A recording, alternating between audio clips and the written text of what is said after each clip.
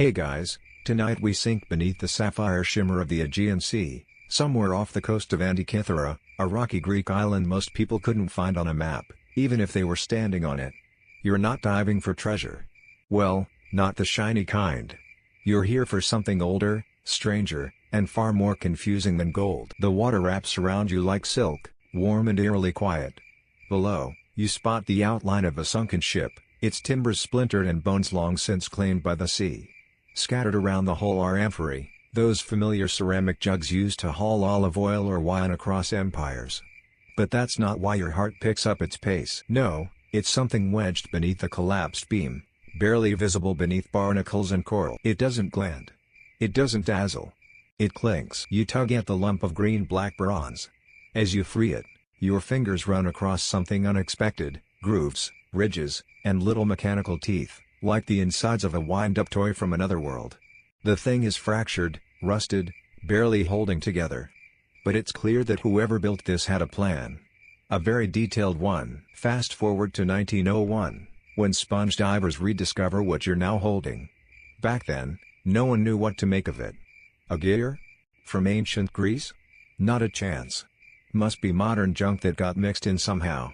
But over time, as more fragments are found and the corrosion peels back, this thing starts whispering secrets no one expected to hear. So, before you get comfortable, take a moment to like the video and subscribe, but only if you genuinely enjoy what I do here. And hey, let me know where you're listening from and what time it is where you are. Now, dim the lights, maybe turn on a fan for that soft background hum, and let's ease into tonight's journey together. You're floating just above the wreck again, the quiet pressing in like a thick wool blanket. The currents tug gently at your legs, as if urging you closer. This ship, once en route from Asia Minor to Rome around 60 BCE, went down with a heavy load: statues, coins, pottery, and whatever this thing is. Historians still argue whether it was meant for navigation or entertainment, for science or sorcery. One thing's for sure, it wasn't junk. The mechanism ends up in the National Archaeological Museum in Athens, stuffed into a box and misfiled like someone's weird thrift store find. For years, nobody touches it.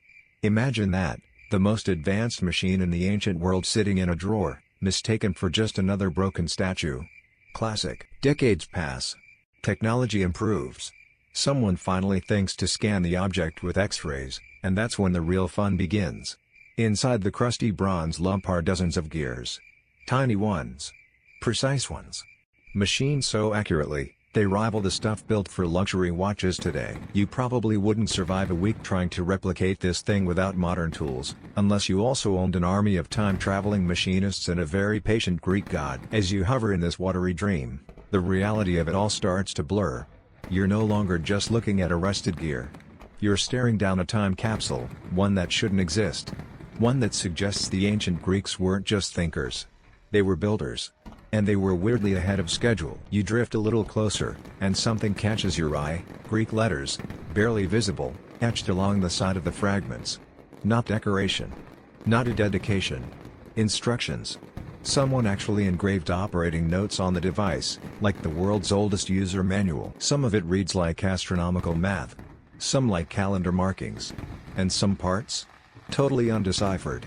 Historians have translated chunks, but much of the mechanism's purpose is still a mystery, locked behind syntax and rust. That's the thing about this ancient gizmo: it doesn't want to make your life easy.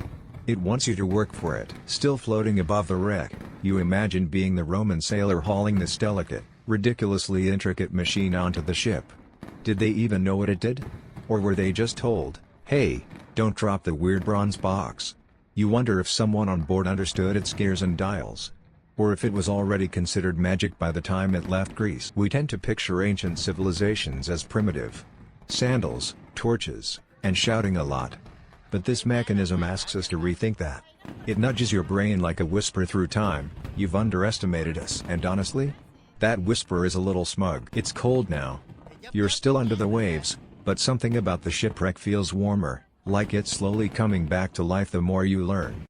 As if the past is politely trying to remind you, "Hey, you may have Wi-Fi, but we had gears tracking the moon in 60 BCE. Not bad." You pull back from the wreck for now, the image of the bronze fragments lingering in your mind. You know you're just scratching the surface. You haven't even seen what's inside yet. But for tonight, You've recovered the first piece. A strange, broken machine lying forgotten at the bottom of the Aegean. A silent message sent across time by thinkers who trusted we'd eventually find it, if we were curious enough. You stand now in the crisp, echoing halls of the National Archaeological Museum in Athens. The walls are pale marble, the lighting soft and reverent, like the inside of a quiet chapel. Glass display cases stretch in all directions, filled with marble heads and rested helmets.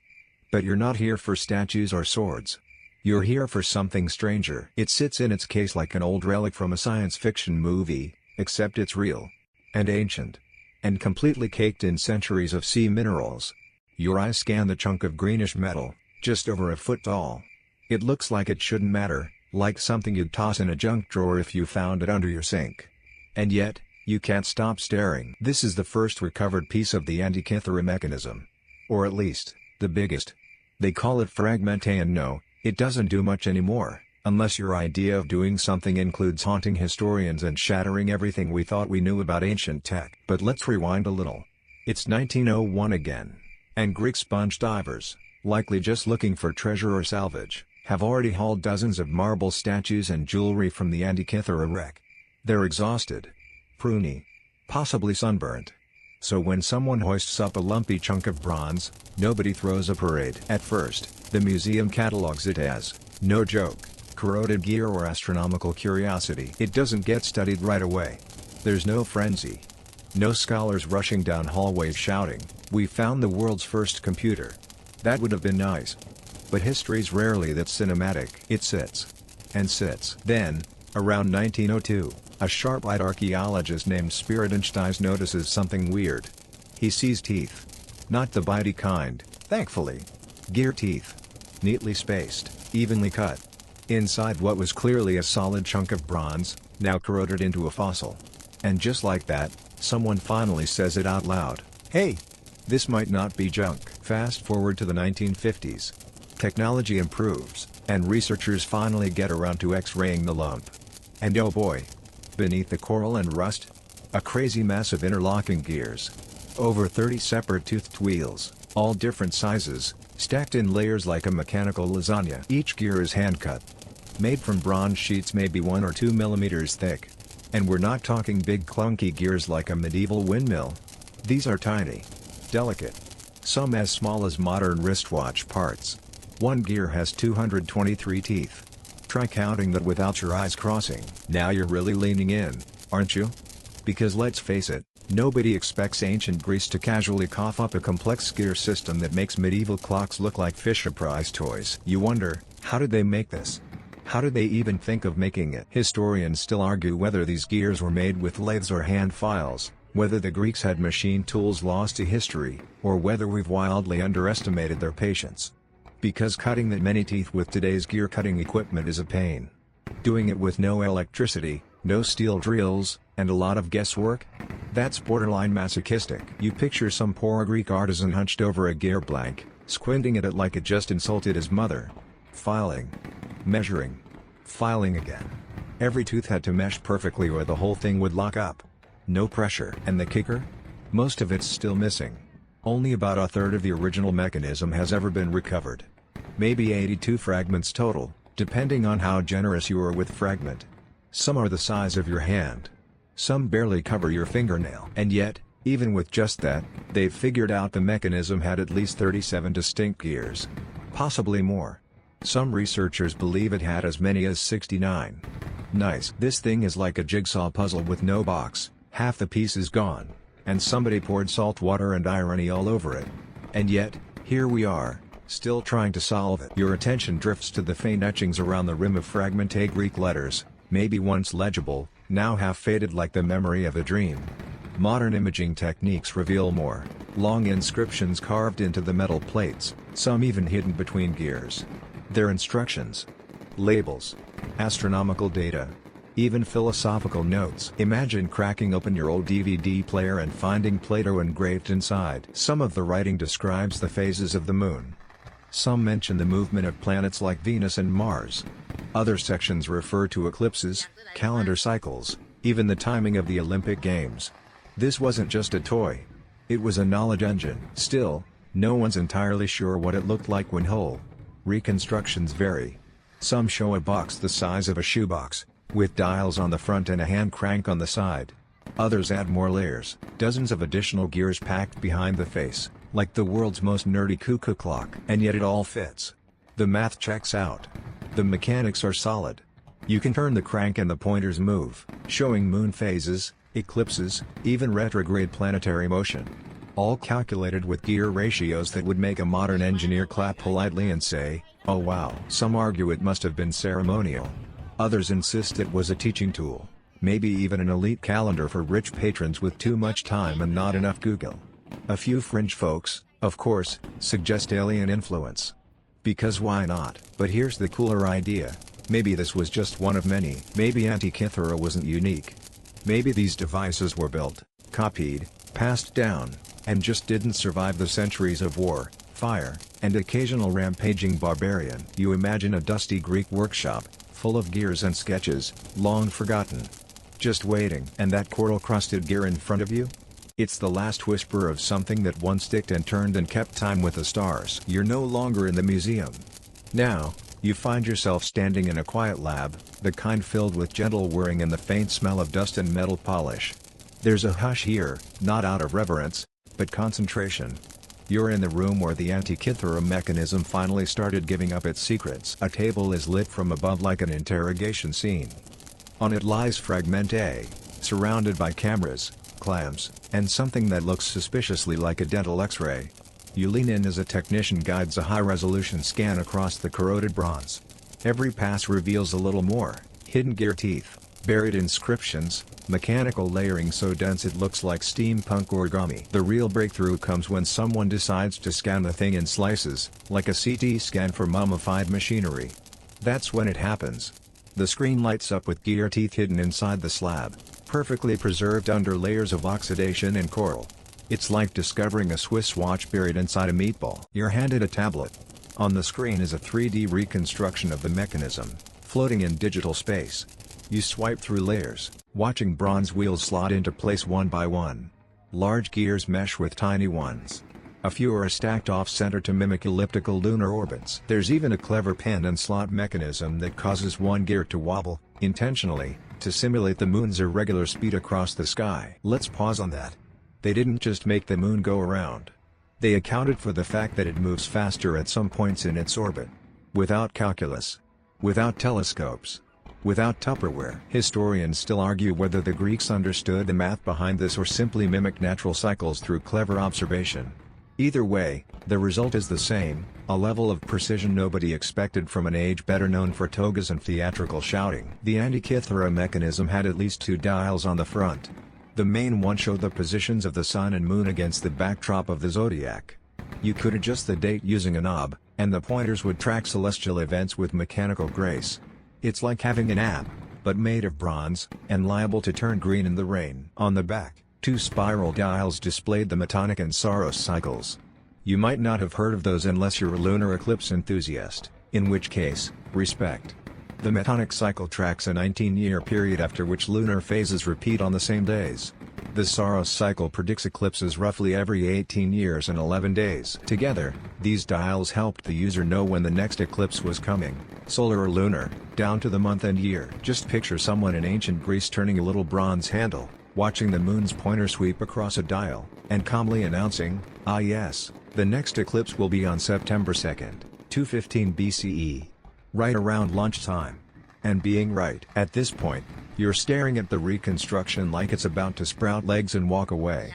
There are over 30 gears involved, with teeth counts that suggest the Greeks had a working grasp of complex astronomical cycles. This wasn't some cosmic toy. It was serious business. The materials used? Mostly bronze, though the box may have been wood. The gears were mounted on plates with long axles and washers, all carefully aligned. Some had triangular teeth, some rectangular. The quality varies slightly, maybe made by different hands, or simply showing wear over time.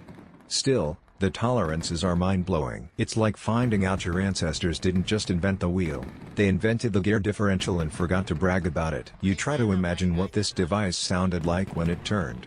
Was it smooth and silent, or did it creak and click like a grandfather clock with attitude?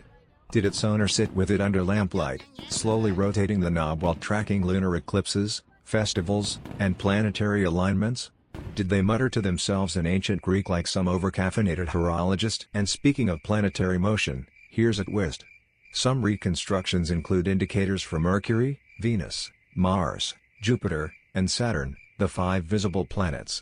But because planets move in retrograde, that confusing loop-the-loop motion, you need special gear systems to simulate it accurately. Enter the epicyclic gears, little gears rotating on the arms of bigger gears. Like a gear within a nightmare. And the Antikythera Mechanism might have had them. Historians still debate whether these planetary indicators were part of the original device or later upgrades. The surviving pieces are too fragmented to say for sure. But the math checks out. The mechanics are possible.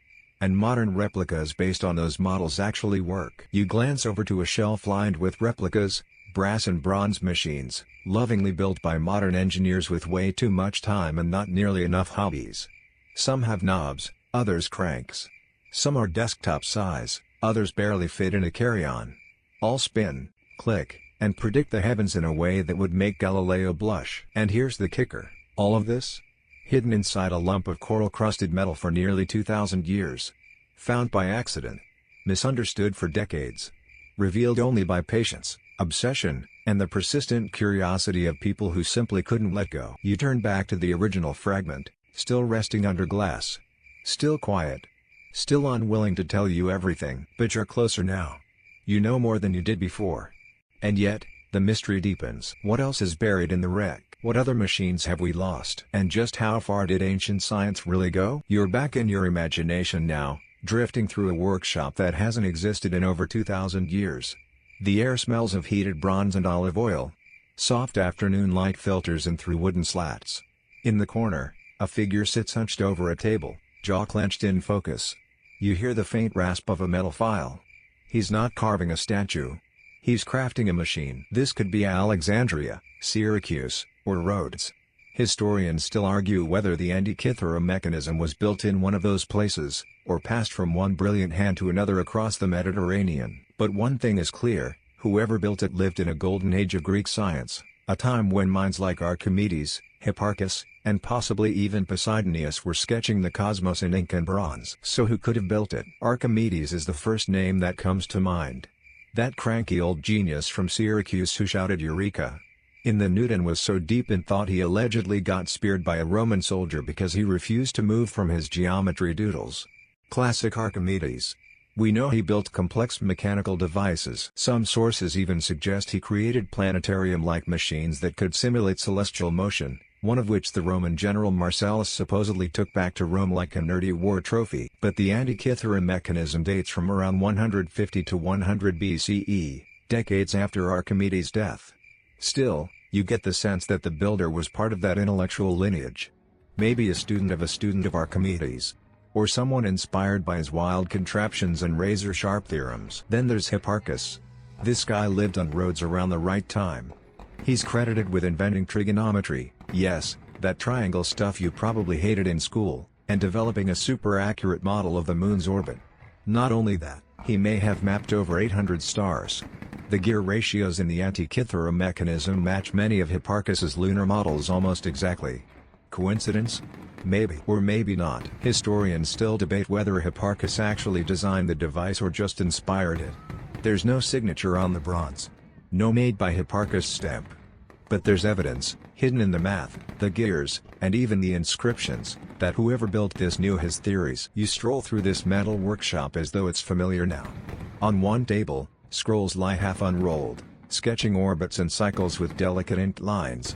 On another, bronze sheets are stacked neatly, ready to be cut and filed. You watch as an assistant dips a brush in lampblack and carefully inks letters onto a dial's edge.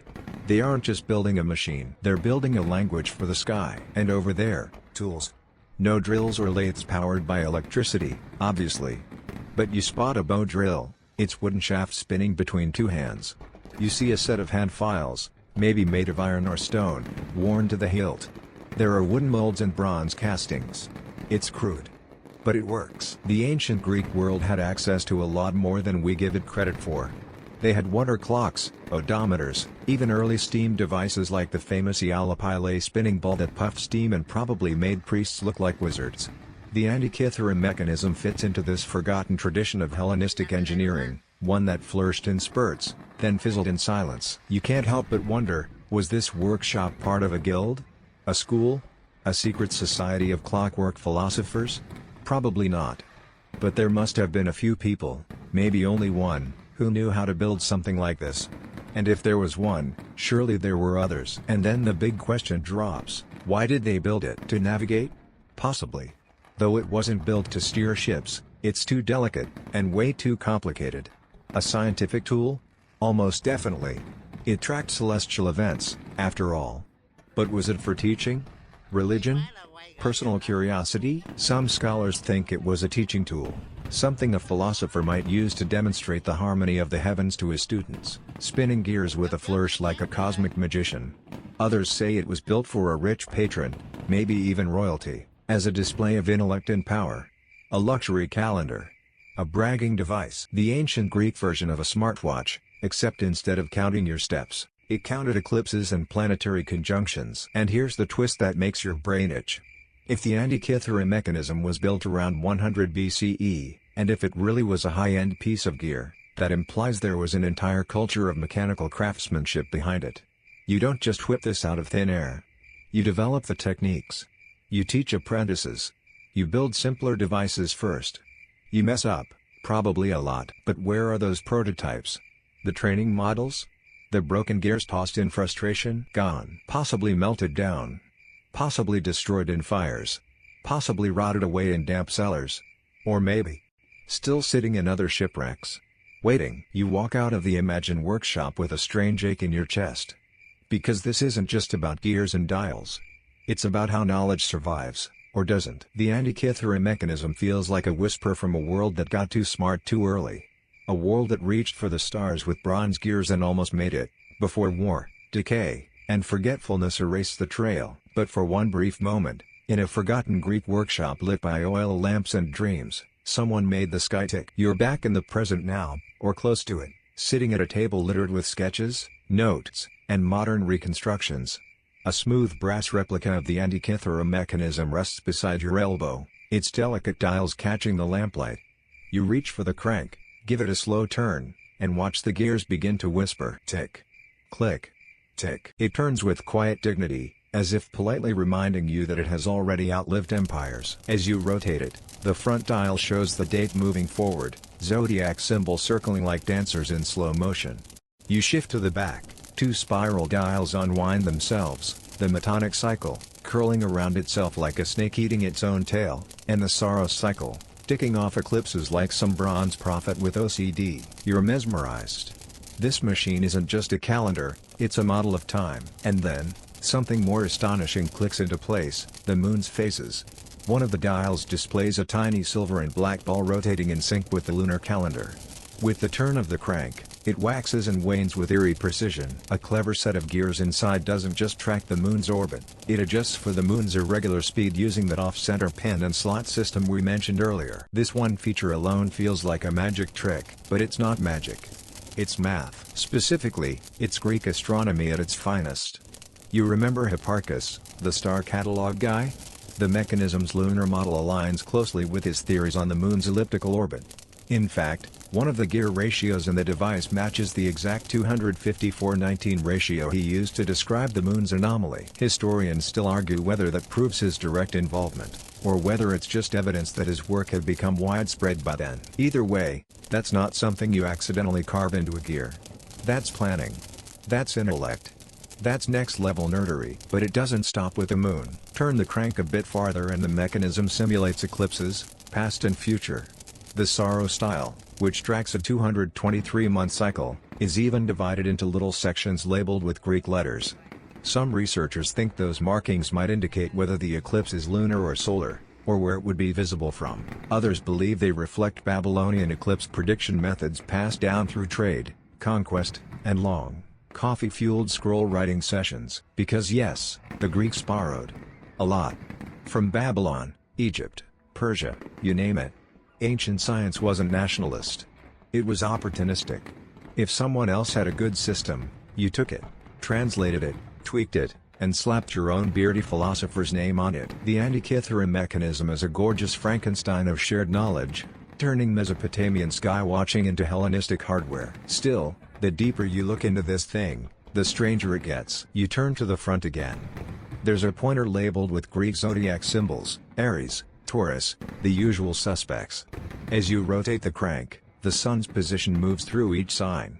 Above it, a smaller dial traces the Egyptian calendar. Some reconstructions even add indicators for major Greek festivals, including the Olympics. Yes, the actual Olympic Games. Think about that.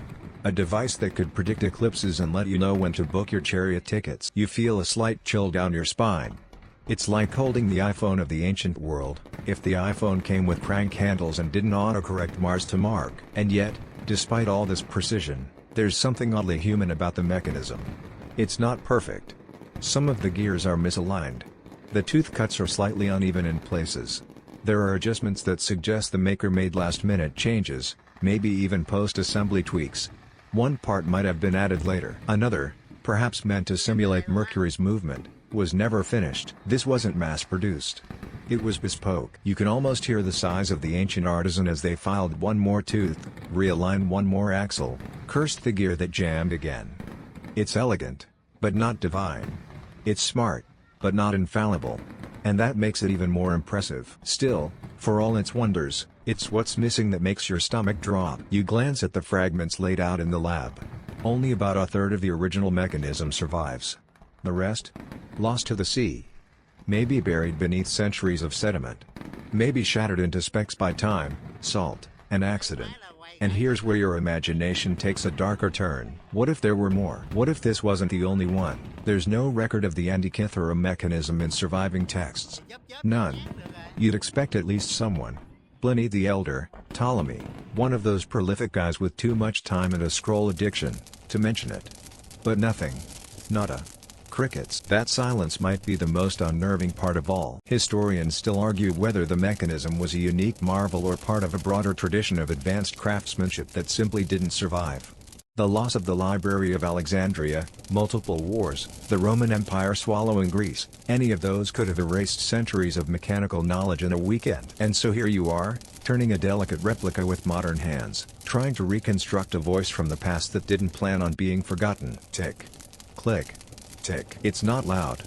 But it's enough to echo. You're still at the replica, fingers lightly on the crank, when something unexpected dawns on you. Not just what the Antikythera Mechanism did, but how deeply it understood the universe. This thing doesn't just mark time, it thinks in cycles. Big ones. Strange ones. Ones you probably haven't thought about since high school science class, if ever. You give the crank another turn and feel the tension in the gears change slightly. Some wheels move slower, some faster. Each one is paired to a specific cycle: solar, lunar, synodic, sidereal.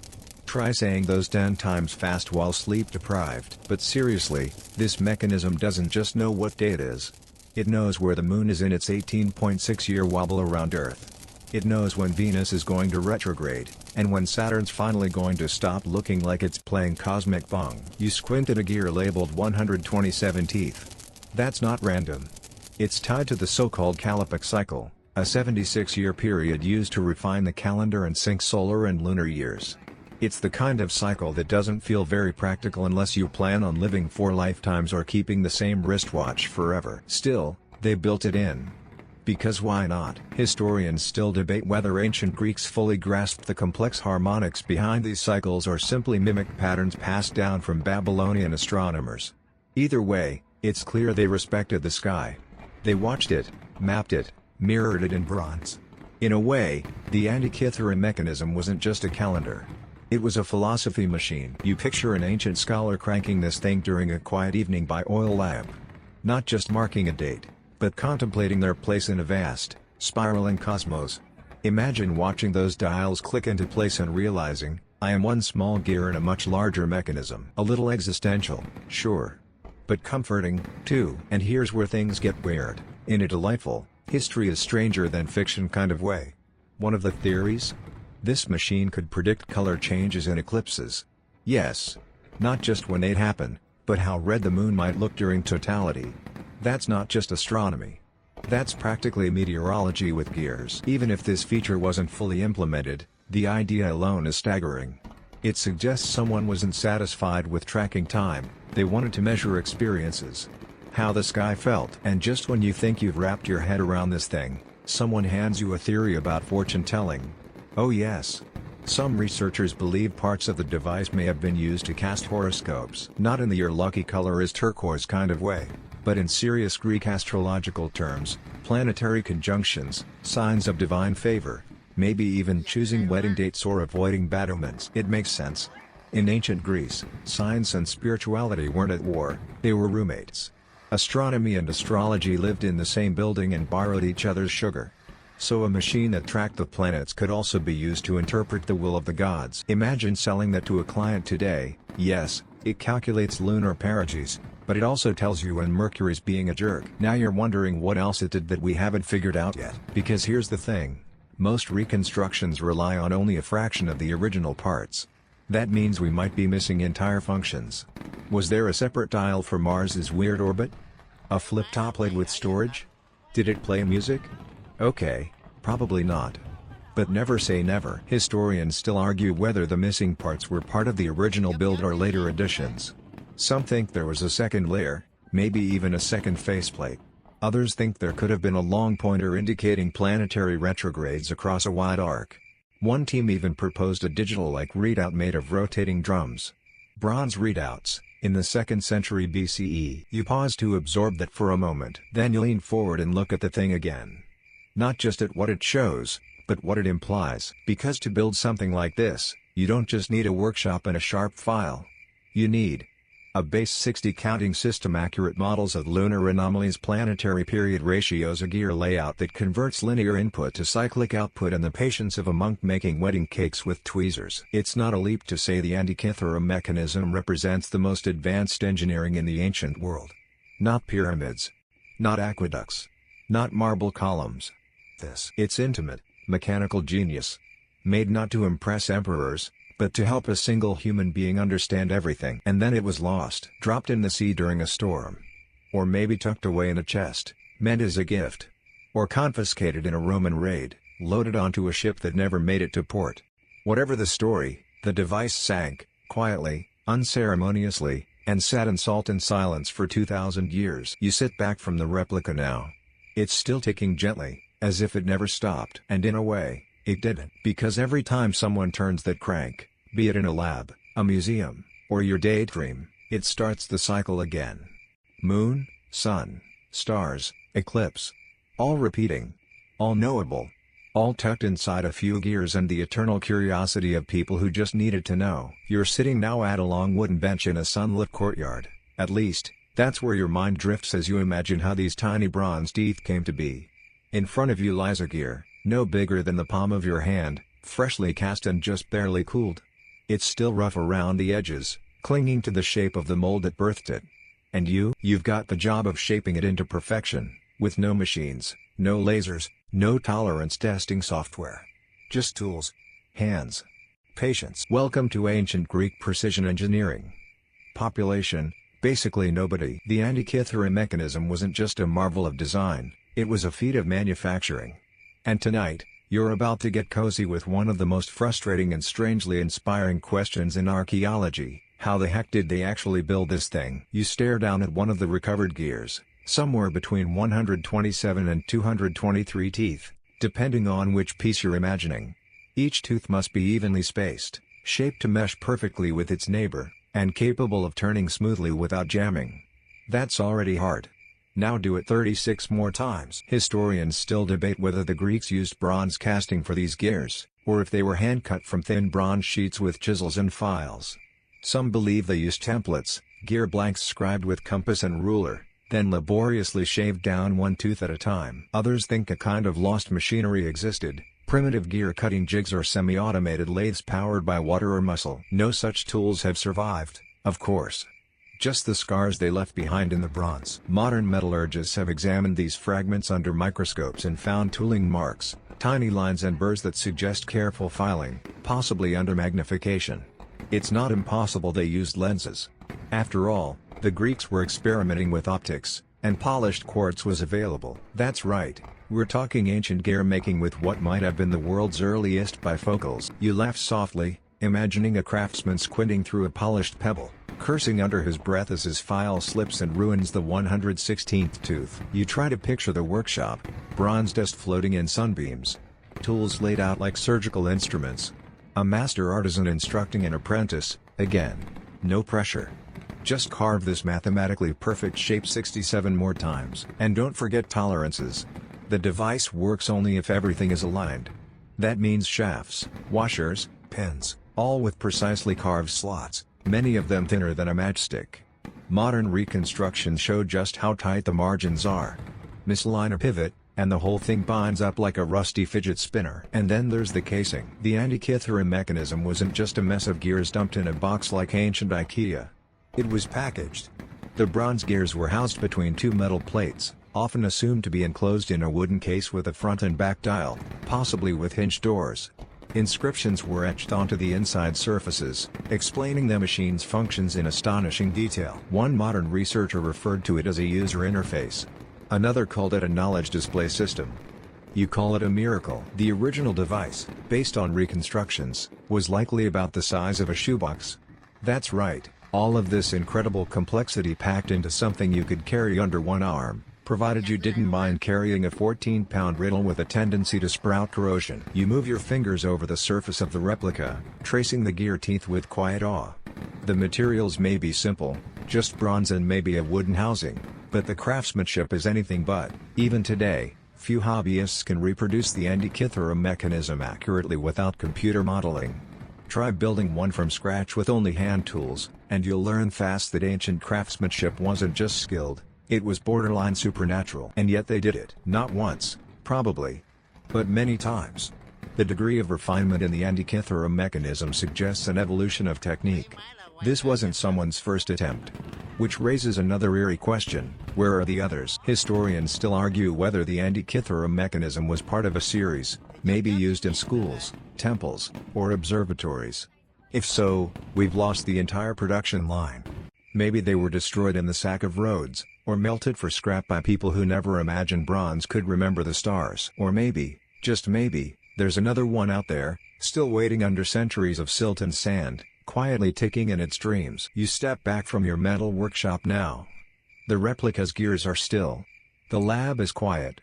But your mind is humming. Because what this machine shows, beyond time, eclipses, and planetary motion, is the power of craftsmanship in the hands of obsession. It says, we didn't just think about the universe. We built it. And for a moment, in this quiet twilight of gears and memory, you feel just a little bit closer to that vanished world. You're lying there now, comfortably heavy under a blanket of gears, calendars, and bronze echoes, except your thoughts won't settle. Because the more you think about the Antikythera mechanism, the more one unsettling truth keeps clicking through your mind like an off-kilter cog: we almost didn't find it. Really? The thing sat underwater for nearly 2 millennia. Not in a sealed vault or a protected tomb, but in a shipwreck at the bottom of the Aegean Sea, slowly turning into a crusty green lump of coral and confusion. It could have been missed entirely. Forgotten.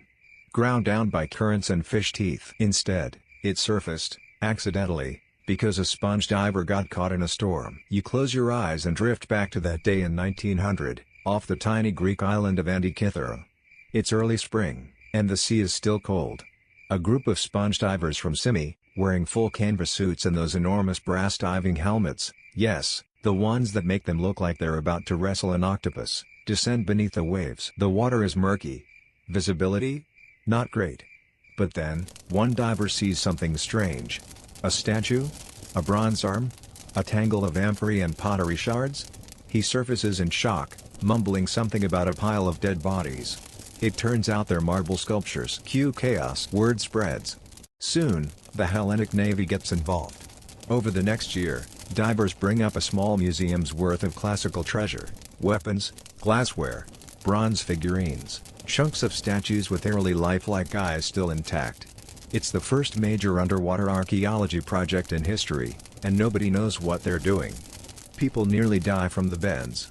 Equipment fails. The wreck sits 50 meters deep, A treacherous zone even by modern standards. Somewhere in that mess of priceless art and ancient detritus, a weird green hunk of bronze shows up. Fragment. Nobody's excited about it.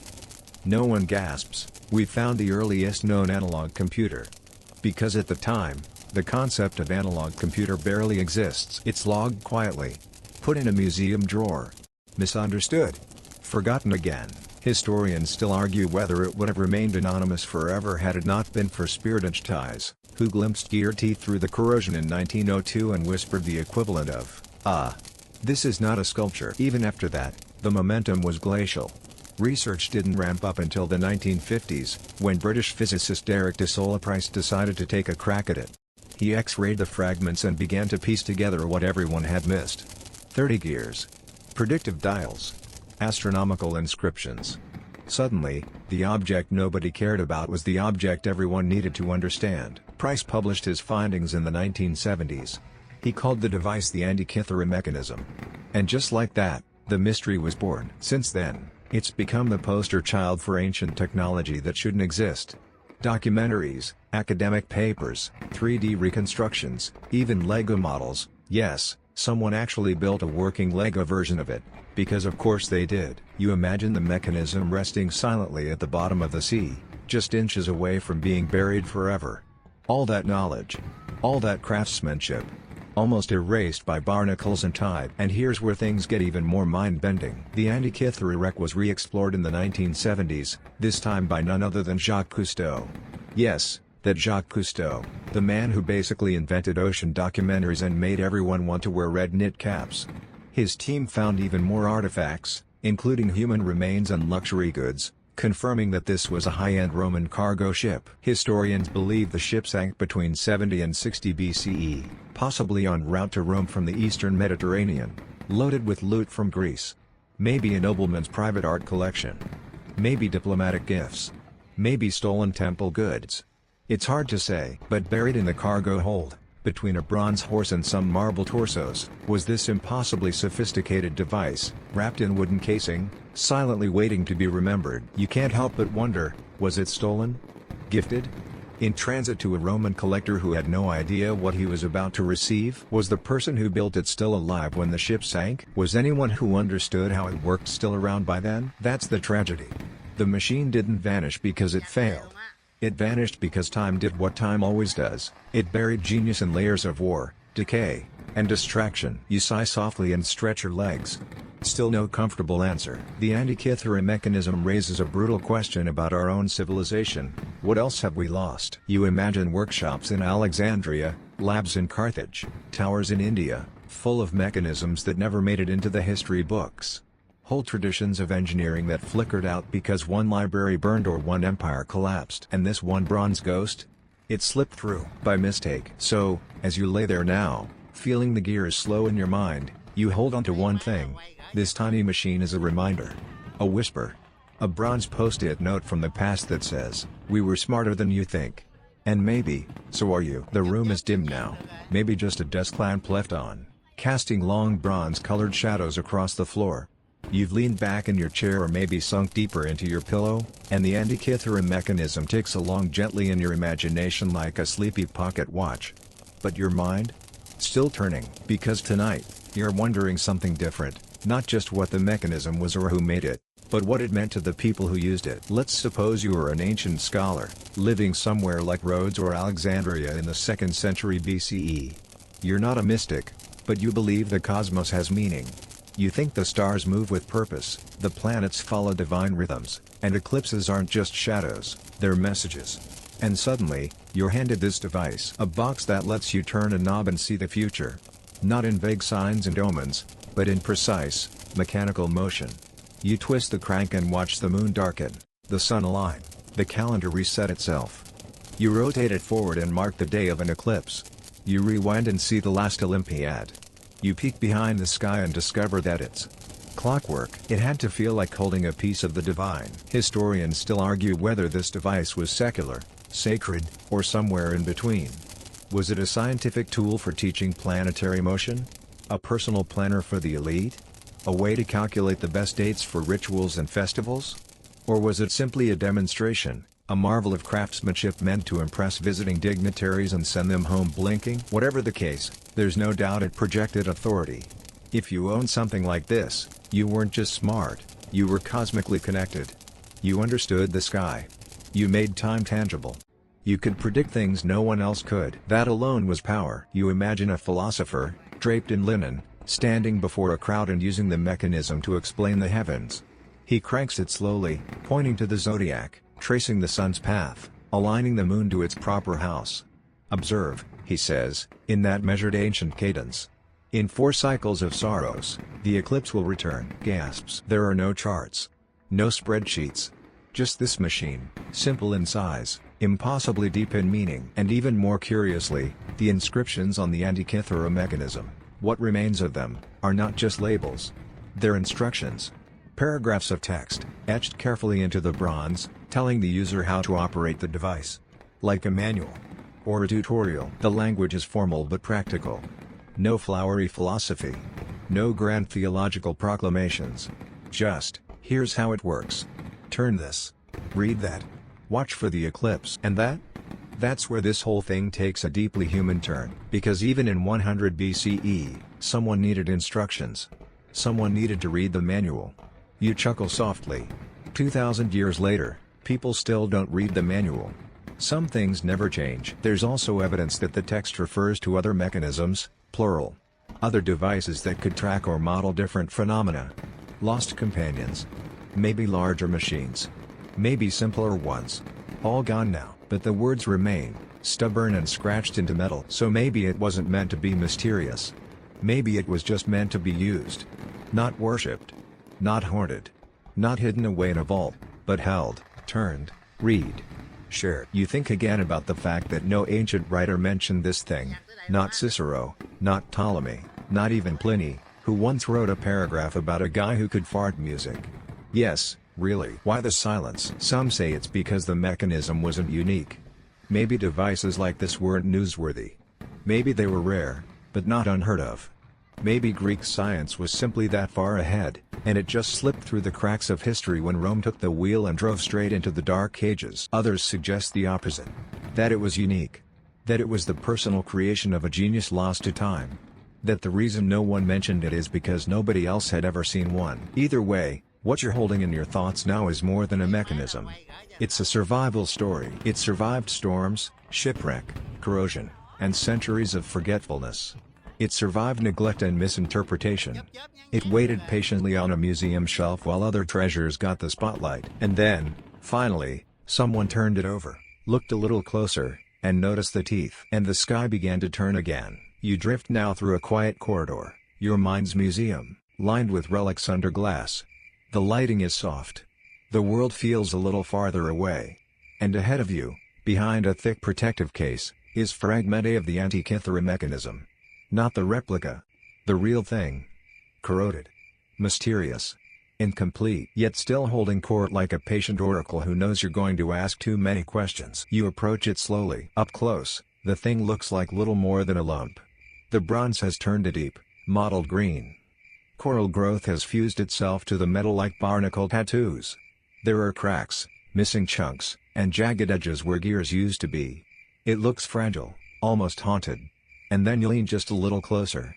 And you see it. A perfect curve of gear teeth. Teeth that once turned smoothly, elegantly, predictably, each one shaped by hand, each one a number, a ratio, a whisper of celestial logic. You blink. In that moment, you no longer see rust. You see purpose. Someone made this. On purpose. For a reason. And then it hits you, this thing is broken. Not just physically, but narratively. It's a sentence halfway finished. A symphony with its final movement missing. You know what it was meant to do, but you don't know what else it could do.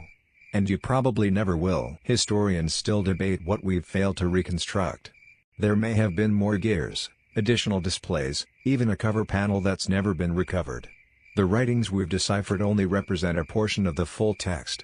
Other inscriptions are too faint, too eroded. One theory suggests a full instruction manual may have once been carved into the inner panels, lost now, forever, to the grinding logic of time and salt water. And that's the part that makes you ache, because if there's one thing the Antikythera Mechanism teaches us, It's that history doesn't vanish all at once. It crumbles. Slowly. One forgotten line of text. One snapped axle. One misplaced gear. You think back to all the ancient knowledge we know used to exist. The books of the Library of Alexandria, burned. The engineering of the Romans, lost. The astronomical records of Babylon, buried. And yet this fragile, barnacle-hugged artifact, somehow, improbably, survived. Not whole. Not intact. But enough. Enough to inspire. Enough to question. Enough to remind us how much more there is to know. So you stand there, just breathing. Listening. Imagining what it must have sounded like when the mechanism was whole, turning slowly, its gears gliding over each other in a soft, steady rhythm. Bronze teeth catching bronze teeth, each one speaking to the next in a language older than empires. You wonder what it would feel like to operate the original mechanism. Would it be stiff with age, or still smooth, like a lock you haven't touched in years but that still clicks open like it never stopped waiting? The room around you fades. In your mind, the mechanism is whole again. You're standing in a quiet chamber in Rhodes, the walls lined with scrolls and star maps. The device rests on a pedestal. You place your fingers on the crank and turn. Tick. The moon advances. Click. The eclipse dial spins forward. Tick. The sun shifts gently through Aries. Click. The stars realign. And you, just you, stand at the center of time. Then, suddenly, you remember something simple and astonishing. This was all built before the telescope. Before Galileo. Before Copernicus. Before the printing press, the steam engine, or your last Amazon delivery. The Antikythera Mechanism existed in a world without glass lenses or electricity, and it still tracked the heavens better than most people today could with a smartphone and a data plan. How did we forget? How do you forget this? You sigh. Not out of frustration, but reverence. The way you might sigh at the last page of a favorite book you'll never read again for the first time, because even incomplete, this device changed everything. It showed us that ancient people didn't just watch the sky, they understood it. Modeled it. Turned it into something they could touch. And whether they were predicting eclipses or planning rituals or just showing off their astronomical flex, it meant something. You step back from the glass. The fragment is silent again.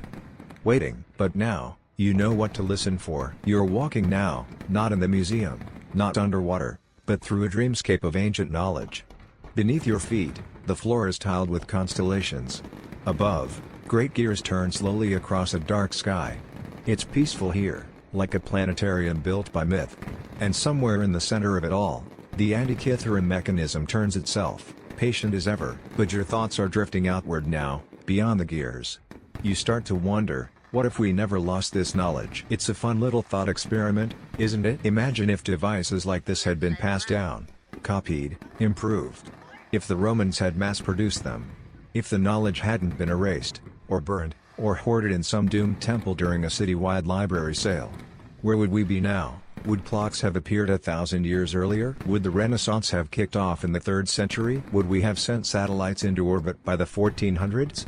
Or would we have just become really good at predicting eclipses and setting the date for feasts? Historians still argue whether the Antikythera Mechanism represents a dead end, a flash of brilliance in a dark age, or a stepping stone that simply broke too early. Some say it was a lone genius's masterpiece. Others believe it was part of a wider tradition of mechanical astronomy that flourished quietly across the Hellenistic world and then got wiped out when the wrong empires collapsed. The truth? Probably somewhere in between. That's how history usually works. Brilliance bubbling up, getting noticed by a few, and then either catching fire or falling into the sea. But tonight, you lean into the dreamy idea that this device might have changed the course of history. That it could have unlocked more than the heavens. Because gears are funny things. One gear turns another, which turns another, and before you know it, a crank becomes a calendar. A mechanism becomes a map of time. A machine becomes a memory. What if someone else had found it earlier? Imagine a shipwreck, recovered not in 1901, but in 1453, just as the Renaissance was catching fire and scholars were dusting off Aristotle. Imagine Da Vinci turning it over in his paint-stained hands. Imagine Galileo sketching its gear ratios in his notebooks. Imagine Newton cranking it and asking himself, what force keeps these heavenly bodies in motion? Imagine. You begin to understand that the Antikythera Mechanism isn't just a thing, it's a what-if in metal. A junction point. A timeline that didn't happen. But you also know that this kind of imagining is what the device inspires. Not just admiration, but curiosity. It doesn't give you answers. It gives you better questions. What else could they do? What else did they know? What else have we forgotten? You turn another corner in your thoughts and find yourself inside a different room, modern this time. A lab. Researchers stand over 3D models and digital scans, their fingers dancing across tablets and data readouts. CT machines hum. Software reconstructs fragments into full gears. And the mechanism, now split into dozens of labeled pieces, rotates slowly on a computer screen, as if it never stopped ticking. This is the new phase of its life. From ancient hardware to digital ghost. We've taken it apart, virtually, and tried to understand every angle, every ratio, every scratch on every tooth. Even the inscriptions are being read more clearly now. Advanced imaging has revealed letters and words hidden for centuries. They describe cycles, give instructions, reference eclipses. One recent scan even uncovered a tiny dial that may have tracked planetary motion, suggesting the mechanism was more complex than we ever guessed. Historians still debate whether this makes it a true analog computer, or just an exceptionally clever model. The line is fuzzy.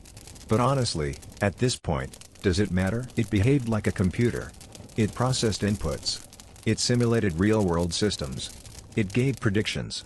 And it did it all with gears and pins, not electricity. That alone is enough to shake your definition of ancient. So you sit in this imagined lab, watching the machine come to life again. Through science, not speculation.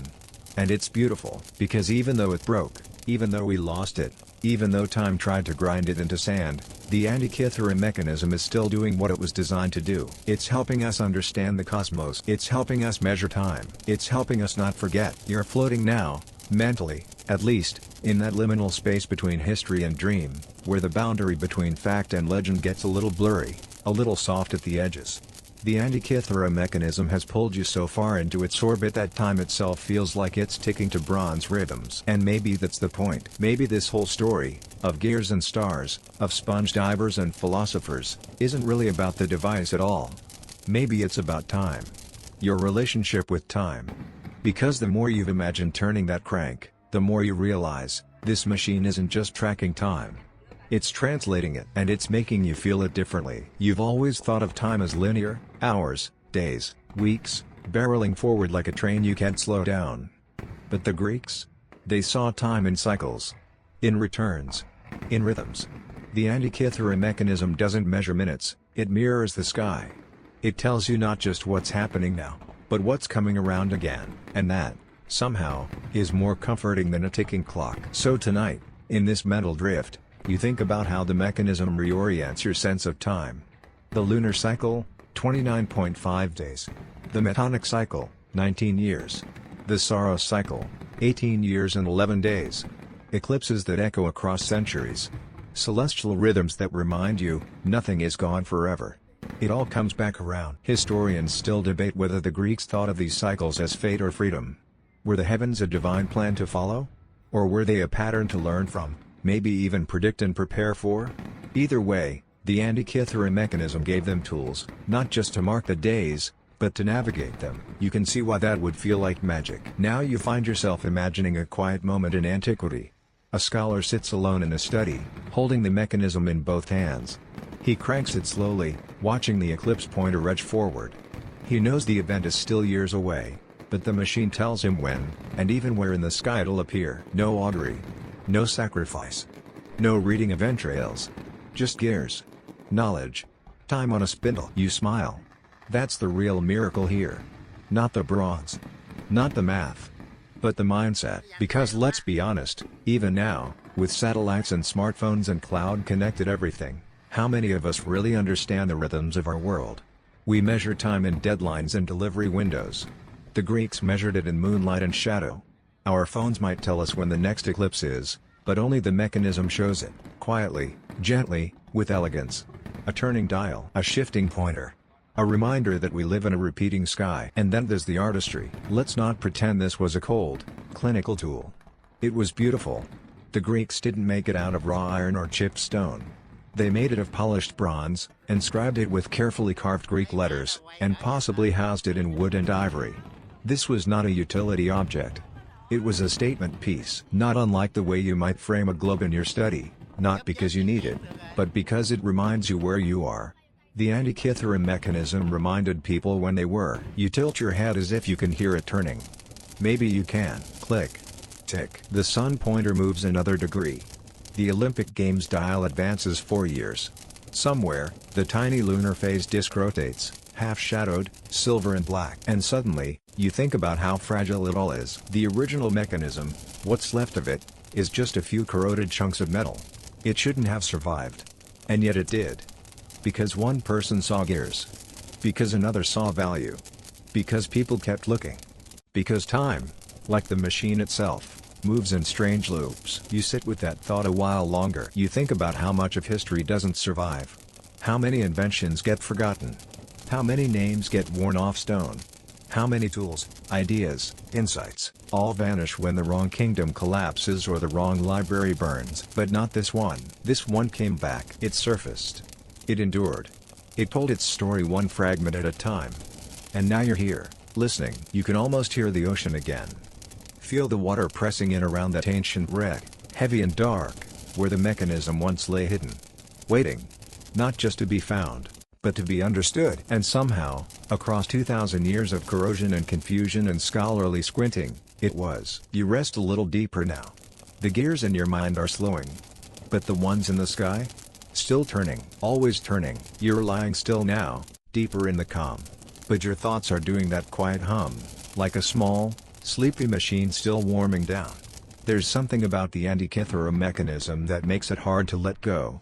Not just because of what it did, but because of how it made people feel. Let's say you were an average person in ancient Greece. Not a scholar. Not a sailor. Just someone with calloused hands, dirt under your fingernails, and maybe a decent tan from working under Helios all day. You live in a world without clocks. Without printed calendars. Without any certainty that spring will come when it should. Then someone shows you this box. It ticks softly. It turns with your hand. And when it turns, it tells you things only the sky should know. When the moon will vanish. When the sun will darken. When the stars will gather in their familiar places again. And you just stand there, blinking. Because this isn't mythology. It's mechanics. It's not divine fire, it's gears. This isn't a god's whisper. It's your own hand turning a wheel and watching time unravel at your pace. You can't help but feel small and enormous all at once. Historians still debate how widely known or shared the Antikythera mechanism would have been in its own time. Was it a showpiece for the elite? A tool for teaching astronomy to students? A ritual calendar for priests and priestesses? Or a luxury item, tucked aboard a ship to dazzle someone in Rome? Whatever its audience, it must have been astonishing. Not just because it worked, but because it showed the sky didn't have to be mysterious. You didn't have to wonder if the eclipse meant the gods were angry. The gears just clicked, and there it was, the date, the time, the explanation. Logic. Bronze logic. And there's something especially lovely about that, how an object so complex, so mathematically dense, could actually calm people. Give them answers. Offer some structure to a world full of uncertainty. You turn the idea over slowly, like a gear in your thoughts. Because maybe that's what it still does now. Maybe that's why people today, scientists, artists, hobbyists, sleepy podcast listeners, are still obsessed with it. Because the Antikythera mechanism, ancient and broken though it is, reminds us that there's order somewhere. A rhythm to all this chaos. A logic behind the stars. Even if the world feels loud and fast and full of random pings and deadlines and things breaking down, there's still something deeply reassuring about a machine that just turns. Quietly. Steadily. Forever syncing itself with the cosmos. There's a reason people build replicas of it in their garages. Not just to marvel at the engineering, but to feel what the ancients felt, connection. To the heavens. To each other. To time itself. You think now about the fragment again, the real one, resting behind its glass shield, cradled in soft museum light. It looks fragile. Cracked. Missing teeth, but in your mind, it's complete. Whole. Not because we've found every gear, but because we've remembered what it means. You take one more mental turn of the crank. The moon phase indicator moves. The eclipse dial turns. The calendar steps forward. And the whole mechanism, just for a second, feels alive again. Not ticking for time, ticking for memory, ticking for wonder, ticking for you. The stars are steady now.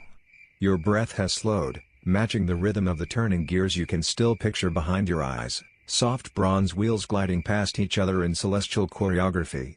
You're almost there. Not quite asleep, but close. The thoughts have gotten quieter. Softer. Still curious. But not restless. You're thinking about legacy now. Because at some point, the Antikythera Mechanism stopped being a device and started being a message, one that no one meant to send, but that somehow found us anyway. Like a bottle drifting across oceans of time. Inside, a whisper, we could do more than you think. That might be its most extraordinary feature, not just what it could do, but what it now represents. You picture all the hands that touched it. The builder's calloused fingers. The ship captain who maybe packed it carefully into a crate. The philosopher who explained it to a small, candlelit crowd. The apprentice who cleaned it gently, wondering if he'd ever understand it fully. And then, silence. Waves. Decay. Barnacles. Time doing what it does best, blurring. Until, suddenly, a diver finds it. Doesn't recognize it. Passes it along. Another man sees teeth. Someone else sees purpose. And the whole story begins again. Not just a machine rediscovered, but an idea resurrected. That's what you carry now as you lie still. Not the device itself, but the feeling it gives you. The sense that knowledge is never really gone. Just misplaced. Just waiting. The Antikythera Mechanism didn't vanish. It hid.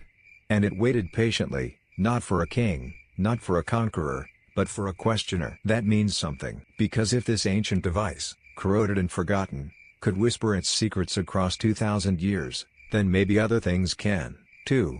Maybe lost ideas, buried knowledge, untold stories, they're all still with us, just waiting for the right person to turn the crank and look. Historians still debate what will happen when we fully decode the mechanism. Will we find another gear? Another purpose? A deeper layer? Or will the final truth be more poetic than mechanical, that it's not about the data, but the wonder? And that's a beautiful thing to fall asleep holding, wonder. You curl a little deeper into your blanket. The lights of your imagination dim. The bronze glow fades, but the warmth stays. Because even if the gears stop turning for the night, you now carry them inside. And they will turn again. You've made it to the quiet edge now. That soft, barely there place where thoughts begin to stretch and dissolve like clouds at dusk. The stars overhead are fading into a sleepy blur, and the mechanism, the one in your mind, ticks slower. Quieter. Not because it's breaking, but because it knows it's time to rest. One last turn of the dial. And here we are. The Antikythera Mechanism, hole in your imagination, rests gently on a velvet cloth in a world that never really existed, part museum, part memory, part dream. Around it, silence. Not the kind that feels empty, but the kind that feels full. Full of possibility. Of reverence. Of what we still don't know. You walk slowly around it in your mind, admiring not just its complexity, but its survival. It shouldn't be here. You know that. Too old. Too fragile. Too out of place in the linear march of human technology. It's like stumbling on a smartphone in a pyramid, or a symphony in a cave. It makes you question the neat little timelines you've always accepted. Because here's the final truth. The Antikythera Mechanism doesn't just tell time. It challenges it. Challenges the idea that the ancient world was simple, slow, or dim. Challenges the idea that genius only happens once. Challenges the idea that progress moves in a straight line. It reminds you that we're not the pinnacle of anything. We're just one more gear in the cycle. You step back again and let the image fade. No fanfare. No dramatic finale.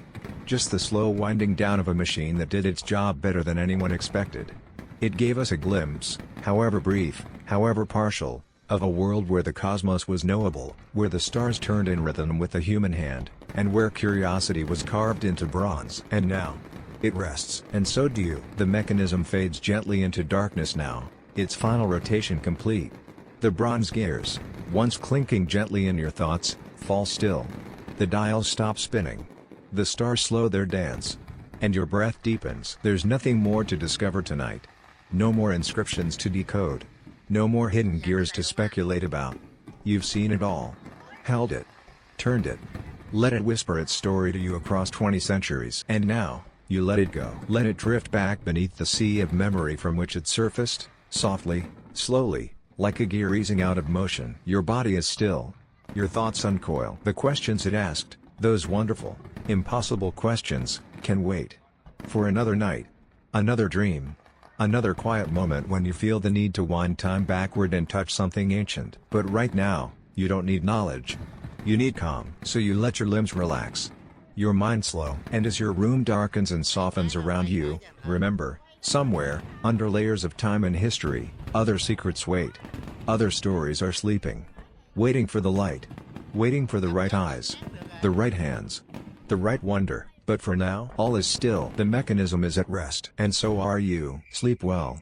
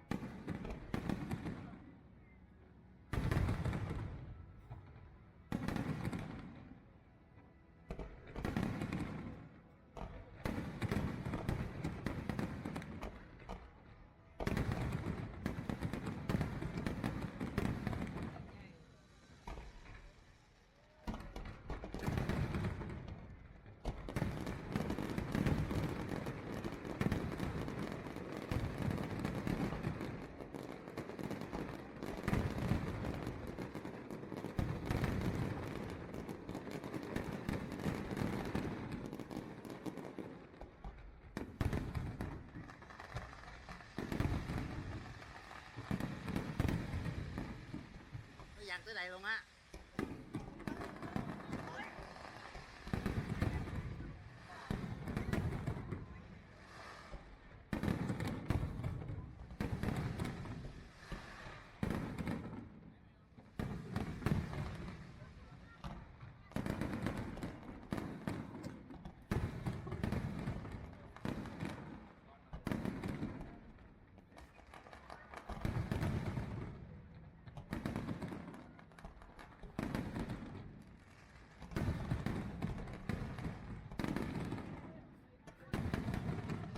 Lấy máy là quay gửi cho anh Thịnh.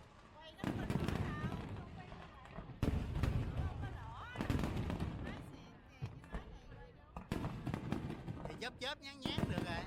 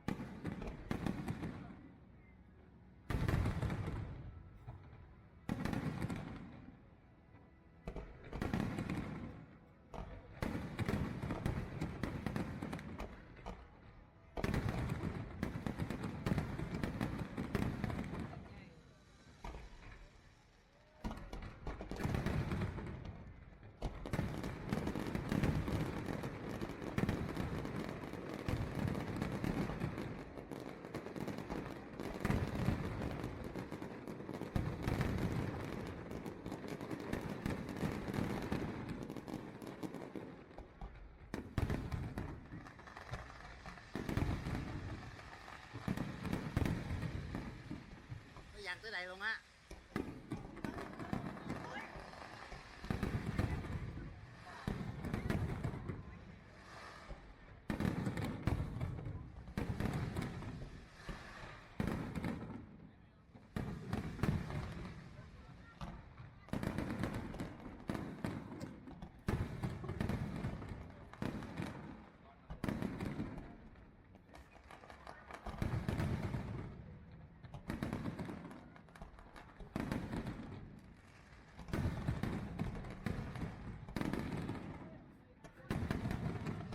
Lấy máy là quay gửi cho anh Thịnh.